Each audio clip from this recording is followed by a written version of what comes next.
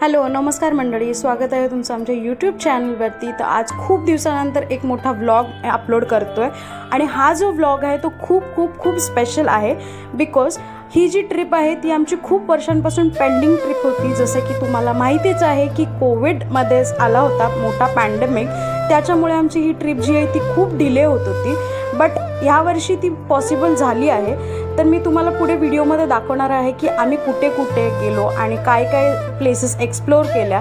तर आमच्या व्हिडिओमध्ये तुम्ही नक्कीच पुढे पाहत राहाल। चला तर मग ब्लॉगला स्टार्ट करूया। तर हा आहे आमचा 7 डेजचा लगेज जो आम्ही तिकडे वापरणार आहोत। आहे आमचा घरातला फोटो। निघताना आम्ही एक फोटो क्लिक करून निघालो होतो।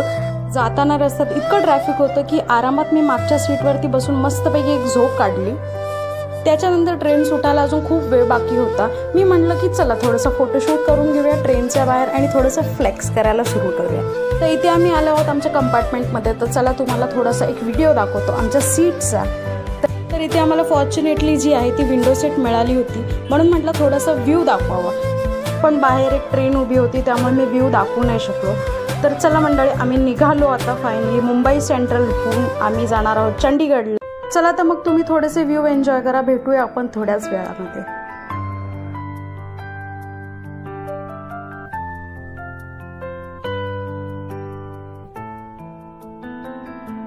Good morning. आज आहे डे 2 आणि आपण आता पोहोचलो आहोत मथुरा जंक्शनवरती। तर सकाळ सकाळी खूप लागली होती भूक, म्हणून म्हणाला थोडंसं नाश्ता करावं। तर इथे मी घेतली आहे रेल्वेची चहा, जी काय बी ऑनेस्टली खूप खूप खूप घाणेरडी होती, पण काय करणार, मजबुरी प्यावी लागली। 2 दिवस ट्रेनमध्ये प्रवास करून आला होता, खूप कंटाळ। म्हणून मी नितीनला म्हटलं की चल काहीतरी टाइमपास करूया, म्हणून आम्ही आपला टाइमपास व्हिडिओ काढत होतो।